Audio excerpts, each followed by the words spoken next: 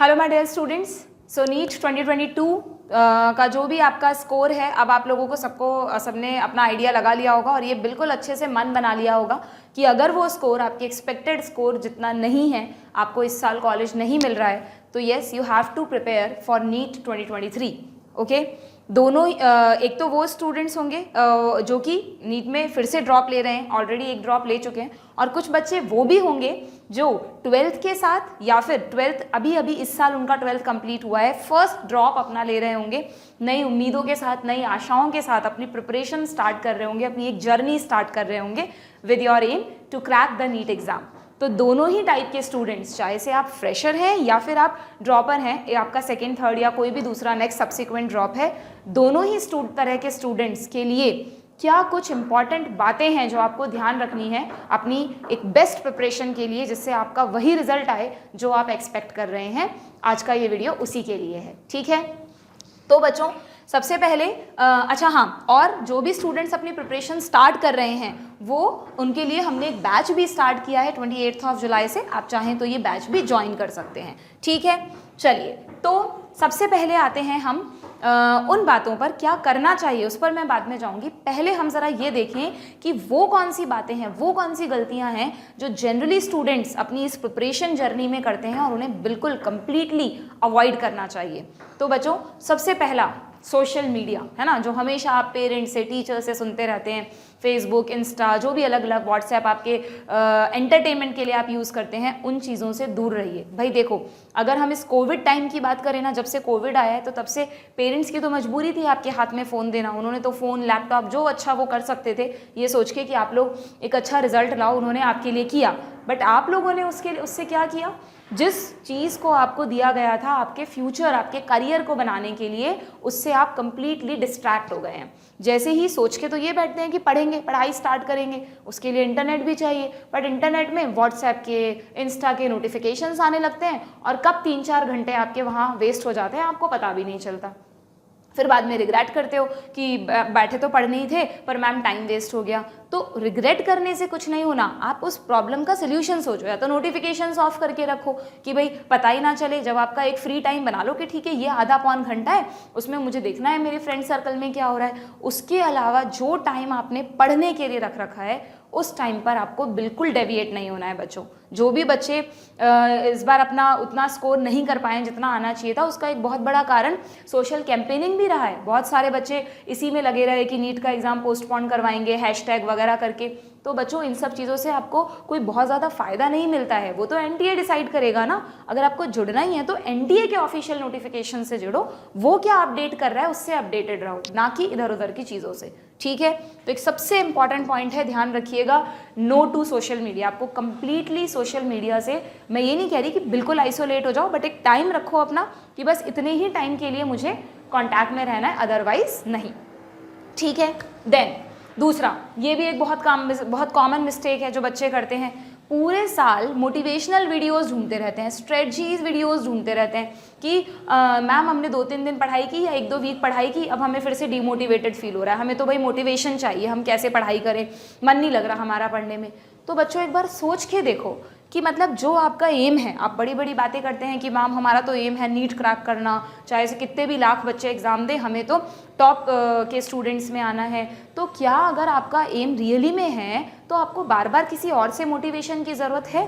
आपको self motivated ही होना चाहिए ना। आपके अंदर से एक ज़ील होना चाहिए, एक पैशन होना चाहिए कि यार मुझे कितना बड़ा एग्ज़ाम क्रैक करना है जिसके लिए इतने competitors through out the India preparation कर रहे हैं, मुझे उन सब से कॉम्पीट करना है। तो वही खुद आपके लिए एक मोटिवेशन होना चाहिए, ना कि बार बार डेली आप तरह तरह के। नो डाउट बच्चों, जब मोटिवेशनल वीडियो देखते हैं तो बड़ा अच्छा लगता है, बड़ा इंस्पिरेशनल फील होता है और उसको देखकर हमें लगता है वाह यार अब हम भी ऐसा ही करेंगे। बट वो फिर ना कुछ ही दिनों के लिए होता है, फिर कुछ दिनों बाद आपको ऐसे वीडियो की ज़रूरत पड़ जाती है, तो वो गलत है। हाँ ठीक है, अगर आपको लगता है कि बीच बीच में थोड़ा बहुत हमें ज़रूरत है तो आप कुछ अच्छी बुक्स खरीद के रखिए अपने पास, इंस्पिरेशनल आर्टिकल्स पढ़िए, कभी कभी हो सके तो अब ऐसे मोटिवेशनल वीडियोस देखिए। अदरवाइज अगर पूरा टाइम इन्हीं चीज़ों में आप लगाए रखेंगे ना तो फिर भूल जाओ, नीट तो वो बच्चे क्रैक कर जाएंगे जो सिंसियरली अपनी प्रिपरेशन कर रहे हैं। ठीक है, तो अगर रियली में आप इस साल नीट क्रैक करना चाहते हैं तो इस तरह की चीज़ों से भी दूर रहिएगा। स्ट्रेटजी वीडियो शुरुआत में देखो ना, अभी आपको नीट के एग्जाम से फ्री होने के बाद आप 10-15 दिन ले लो अपने अच्छी तरह से खुद को समझने में, खुद की पूरी ब्रेन स्टॉर्मिंग करो कि मुझे किस सब्जेक्ट में किस तरह से चीज़ों को पढ़ना है। खूब स्ट्रेटजी वीडियोस देखो, कोई मना नहीं है, लेकिन जो देख लिया, जो सीख लिया, अब बस उसको नोट करके अपने वॉल पे, अपने स्टडी रूम में, टेबल के पास कहीं भी लिख कर रख दो कि अब यही चीज़ मुझे फॉलो करनी है और इसी के अकॉर्डिंग आगे बढ़ना है। बार बार बीच बीच में इस तरह के डिस्टर्बेंसेस नहीं होने चाहिए। ठीक है, देन ये एक बहुत कॉमन मिस्टेक है बच्चों, जो बच्चों ने नीट 2022 के दौरान की कि भाई एनटीए क्वेश्चन पेपर बना रहा है और एनटीए ने जनरली 2-3 बार से बहुत ही सिंपल डायरेक्ट क्वेश्चंस दिए क्वेश्चन पेपर में। बायोलॉजी में तो बहुत ही सिंपल क्वेश्चंस आते थे, सीधा देखकर आंसर पता चल जाए। तो बच्चों ने सिर्फ इसी तरह के क्वेश्चंस की प्रैक्टिस की, डायरेक्ट क्वेश्चंस की, ये सोच के कि एनटीए तो बहुत सिंपल पेपर बनाता है। बट यू ऑल नो इस बार क्या हुआ है, जिन्हें नहीं पता वो सुन लो। नीट 2022 में बायोलॉजी में स्पेशली जो क्वेश्चंस का पैटर्न है, टाइप मतलब क्वेश्चंस आए तो एनसीईआरटी से ही थे, आउट ऑफ एनसीईआरटी नहीं था कुछ भी, लेकिन जो क्वेश्चंस का पैटर्न है ना वो थोड़ा सा मॉडिफाई कर दिया, थोड़े लेंदी कर दिए क्वेश्चंस, और क्वेश्चंस में statement type question, assertion reason type question, match the following type questions add हो गए, जिनकी प्रैक्टिस कई बच्चों ने नहीं की थी। और सिर्फ इतनी सी गलती की वजह से, कॉन्सेप्ट्स अच्छे थे बट प्रैक्टिस नहीं की थी, इतनी सी गलती की वजह से 20 या 30 नंबर का डिफरेंस बायोलॉजी में उनके आ गया। और आप जानते ही हो कॉम्पिटिटिव एग्जाम में 20-30 नंबर, यानी अगर मान लो 600 आ सकता था तो उसकी जगह 570 पे अटक गए, 610 आ सकते तो 580 पे अटक गए, तो हो गया ना इधर से उधर पूरा एक साल दोबारा तैयारी करो। तो आपको क्या ध्यान रखना है कि आपको किसी एक पर्टिकुलर पैटर्न ऑफ क्वेश्चंस पे नहीं अड़ना है। ऐसा भी नहीं करना है कि आप सोचें कि मैम इस साल तो खूब सारे एआर क्वेश्चन पूछे थे तो अब नीट 2023 के लिए हम तो सिर्फ AR questions, assertion reason, match the column और स्टेटमेंट टाइप क्वेश्चंस की प्रैक्टिस करेंगे। ऐसा करोगे तो फिर एग्जाम्पल्स भूल जाओगे, डायरेक्ट क्वेश्चंस भी तो आते हैं। तो आपको हर तरह के क्वेश्चंस इंक्लूड करने हैं बच्चों। आपकी जो क्वेश्चन प्रैक्टिस के सेशंस होंगे उसमें all type of questions you have to practice, सिर्फ कोई एक पर्टिकुलर पैटर्न के क्वेश्चंस पे नहीं अड़ना है। ठीक है, और हमने भी इस बार हमारा जो स्टडी मटेरियल है उसको इसी तरह से डिज़ाइन किया है कि उसमें हर तरह के क्वेश्चंस इन्वॉल्व किए हैं। वैसे पहले भी थे बट थोड़ा सा ये मैच द कॉलम वगैरह टाइप के जो क्वेश्चंस हैं उनका नंबर बढ़ा दिया है। तो आप जहाँ भी अपनी प्रिपरेशन कर रहे हैं, जैसे भी कर रहे हैं, बात ध्यान रखें कि आपको बायोलॉजी को थ्योरेटिकल सब्जेक्ट मानते हुए ये नहीं सोचना है कि इसमें क्वेश्चन प्रैक्टिस करने से क्या फ़ायदा होगा।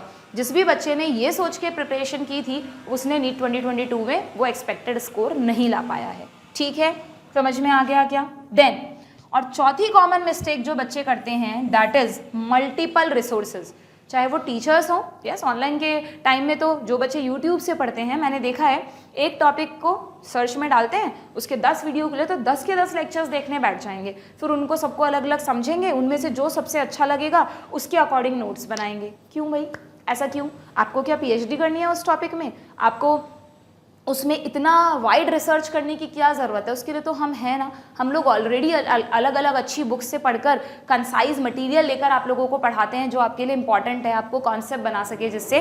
तो आपको ये मेहनत नहीं करनी है। अगर आप ऐसा करोगे तो कहाँ से सिलेबस कंप्लीट कर पाओगे? फिर लास्ट में बोलोगे सिलेबस कंप्लीट नहीं हुआ।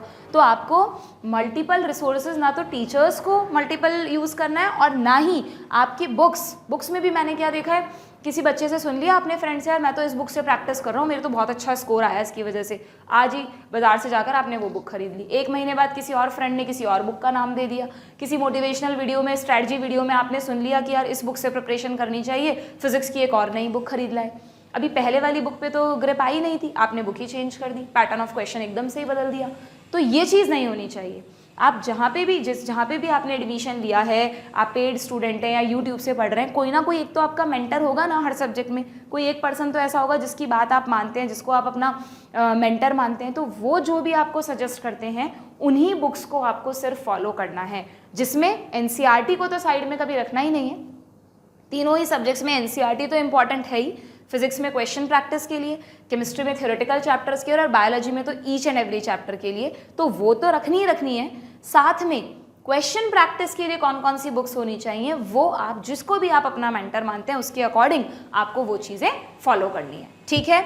अगर आप बहुत सारी बुक्स और बहुत सारे टीचर्स के चक्कर में पढ़ेंगे तो फिर आप लोग प्रिपरेशन नहीं कर पाएंगे बच्चों। एक प्रॉपर जिस पाथवे पर आपको बढ़ना चाहिए वो आपको नहीं मिल पाएगा, ठीक है। तो एक अगर आप यूट्यूब से भी पढ़ रहे हैं तो जिस भी टीचर के लेक्चर आपको अच्छे लगते हैं ना, पूरे थ्रू आउट द सेशन उन्हीं के लेक्चर्स आप देखो।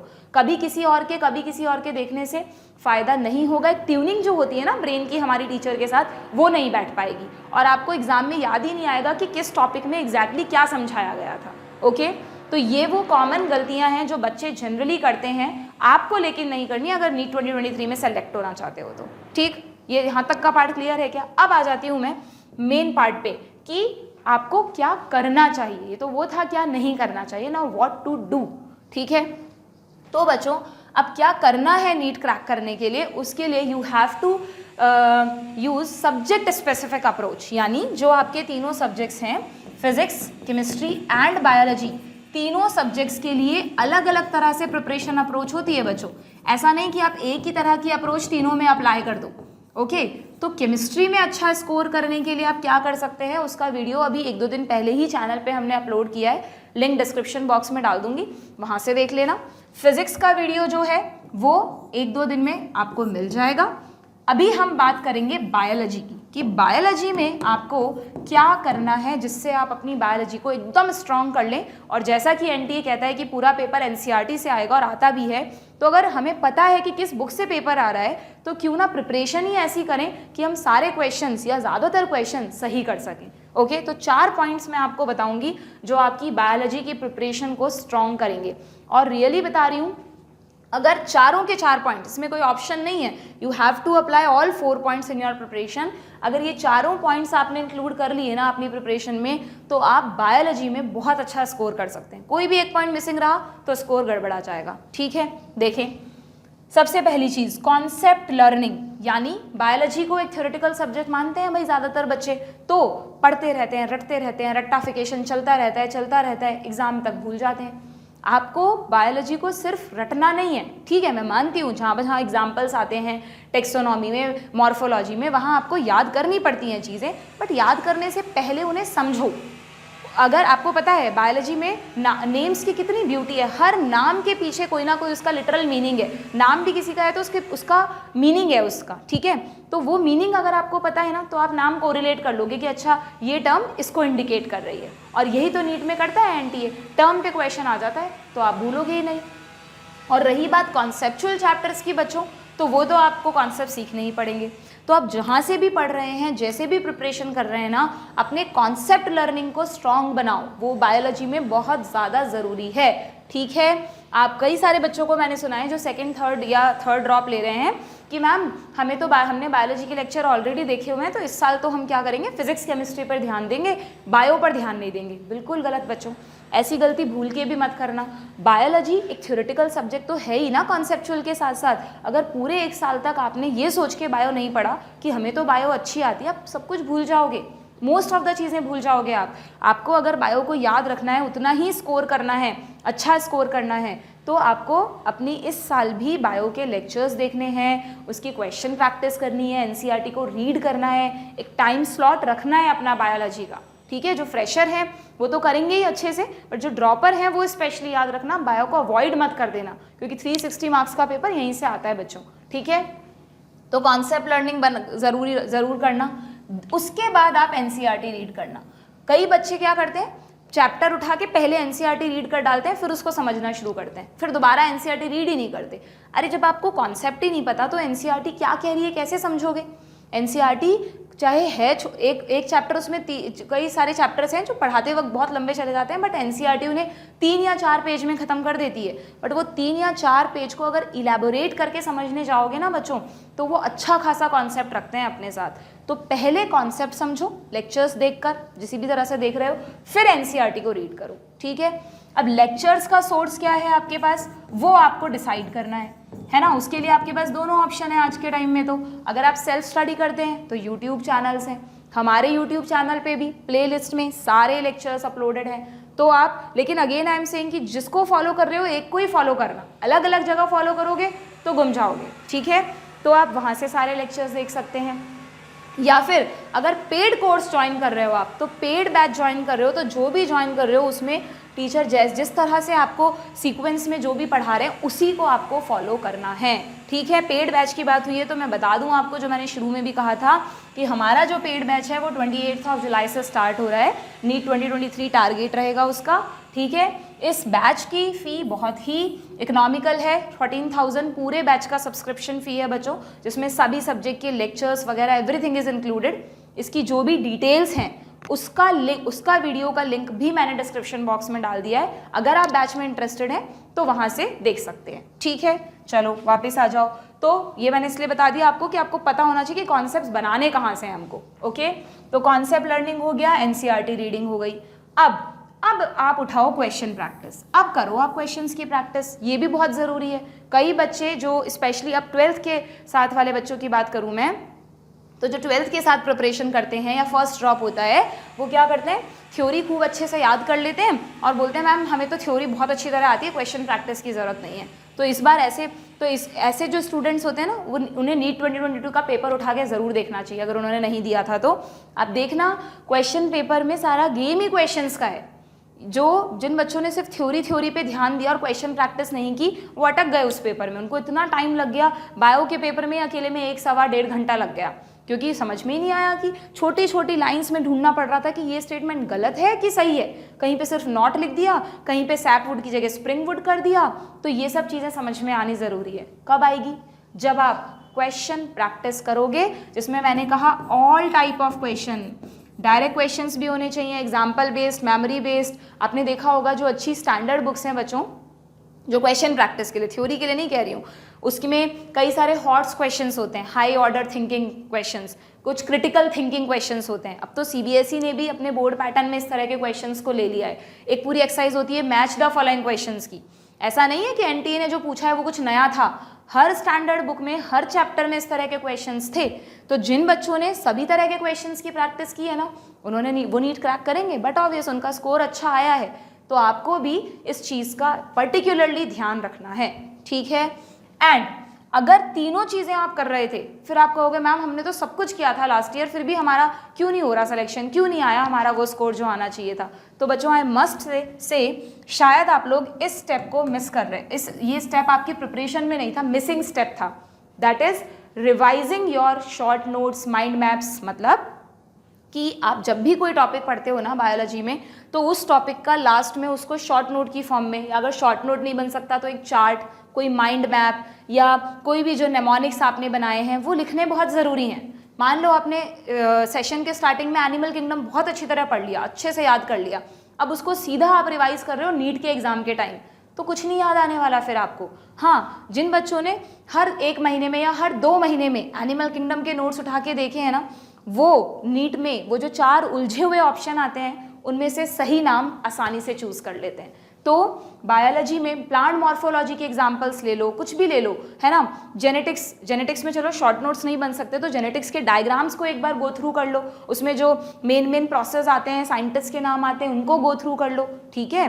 बायोटेक्नोलॉजी में भी इस तरह की बहुत सारी चीज़ें हैं, क्लोनिंग वैक्टर्स आपको पता है बहुत इंपॉर्टेंट है, उसको गो थ्रू कर लो। तो ये करना बहुत ज़रूरी है, क्योंकि बायोलॉजी इतना अपने आप में एक्सटेंसिव है बच्चों। आप तो बहुत लकी हैं कि एनसीईआरटी बेस्ड आपसे पूछा जाता है, वरना हमारे टाइम में तो कोई लिमिट नहीं थी, कहीं से भी क्वेश्चन पूछ लेते थे। तो आपको जो दिया गया है प्रिस्क्राइब्ड कोर्स, उसको तो मल्टीपल टाइम रिवाइज करो ही। जैसे भी अपनी स्ट्रेटजी बनाओ, प्लानिंग बनाओ, उसमें हर वीक में कोई एक दिन ज़रूर रखो जिसमें आपको पुरानी चीज़ें रिवाइज, एक दिन मतलब उस एक दिन का कुछ पार्ट ऐसा रखो स्पेशली बायो के लिए, जो आपका रिवीजन टाइम हो, रिवीजन स्लॉट डाल दो उसका नाम, और उसमें वो पुराने चैप्टर्स उठाओ जो आपको चाहे अच्छे से आते हो, फिर भी उन्हें रिवाइज करना है, ठीक है। अगर ये पॉइंट अपनाओगे तो जाके सारे के सारे क्वेश्चन आप कहते हो ना मैम 360 प्लस, वो 360 या 350 प्लस कैसे लाएं, तो वो उन्हीं बच्चों के आते हैं जो बार बार शॉर्ट रिविजन्स करते रहते हैं, ठीक है।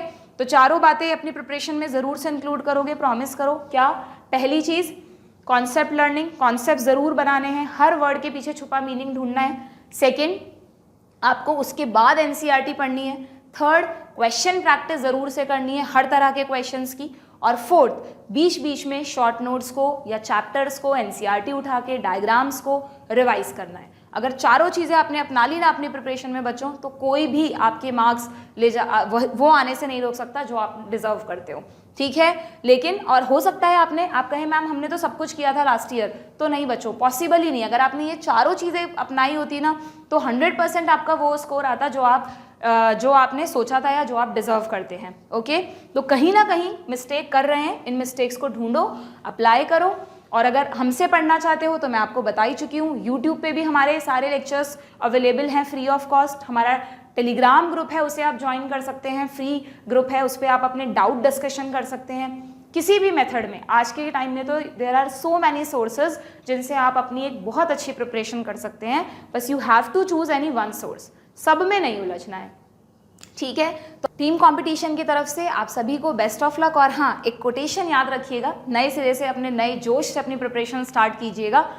जितना बड़ा सपना होगा उतनी ही ज़्यादा मुश्किलें आएंगी, जितना बड़ा सपना होगा उतनी ही ज़्यादा मुश्किलें आएंगी, और जितनी ज़्यादा मुश्किलें आएंगी उतनी ही बड़ी सफलता आपको मिलेगी। तो नीट 2023 आपका इंतज़ार कर रहा है, क्रैक करिए और अपने ड्रीम मेडिकल कॉलेज में जल्दी से जल्दी पहुंचिए। आप सभी को बहुत सारे ब्लेसिंग्स, थैंक यू।